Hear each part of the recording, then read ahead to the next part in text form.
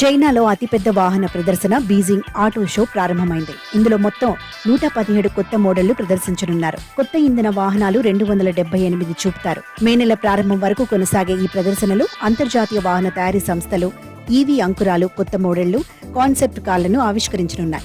AI ఆధారిత online అనుసంధాన కార్లు, అటానమస్ డ్రైవింగ్ కార్లు, హైబ్రిడ్లు, విద్యుత్ కార్లు సందడి చేయనున్నాయి. అధునాతన సహాయ డ్రైవింగ్ సామర్థ్యాలతో హువాయ్ ముందుంది అని జీఏసీ జనరల్ మేనేజర్ ఫెంగ్ జింగ్యా అన్నారు. గత ఏడాది షాంఘైలో జరిగిన ప్రదర్శనలో 93కి భిన్నంగా ఈసారి 117 కొత్త మోడళ్లను ఆటో మేకర్లు ఆవిష్కరించారు. ఈసారి మొత్తంగా 278 కొత్త ఎనర్జీ వెహికల్స్ ప్రదర్శనకు వచ్చాయి. గత ఏడాది కంటే ఇవి ఎక్కువ అని నిర్వాహకులు తెలిపారు. బీజింగ్ ఆటో షోలో ఇకపై గ్యాసోలిన్ వాహనాలపై ఎటువంటి ఆసక్తి లేదు. ప్రతి ఒక్కరూ విద్యుదీకరణలో సరికొత్త సాంకేతికతల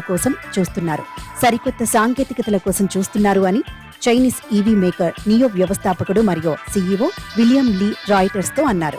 ఒక మాటలో చెప్పాలంటే ఈ షో మొత్తం విద్యుదీకరణ, డిజిటల్ కనెక్టివిటీ ధోరణిని హైలైట్ చేస్తుంది. షావోమీ వంటి మేజర్ ప్లేయర్లో కార్ మార్కెట్లోకి ప్రవేశిస్తున్నారు.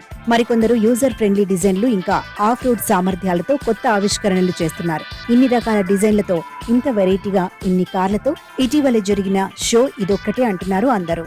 చైనా అతిపెద్ద EV company BYD 2 dual mode plug-in కార్లను ఆవిష్కరించింది.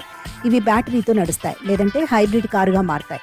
యాంగ్ వాంగ్ బ్రాండ్ లో $1,40,000 శ్రేణిలో ఒక హైబ్రిడ్ ఆఫ్ రోడ్ SUVని ప్రదర్శించింది. Intelligent body control system feature తో BYD తీసుకొస్తున్న U7 సైతం మెరిసింది. తన సరికొత్త విద్యుత్ ప్లాట్ఫామ్ పై నిర్మితమైన తొలి విద్యుత్ వాహనం $20,699 నుండి $27,598 శ్రేణిలో తీసుకురానున్నట్లు BYD ప్రకటించింది. షియోమీ తన SU7 ను ప్రదర్శించింది.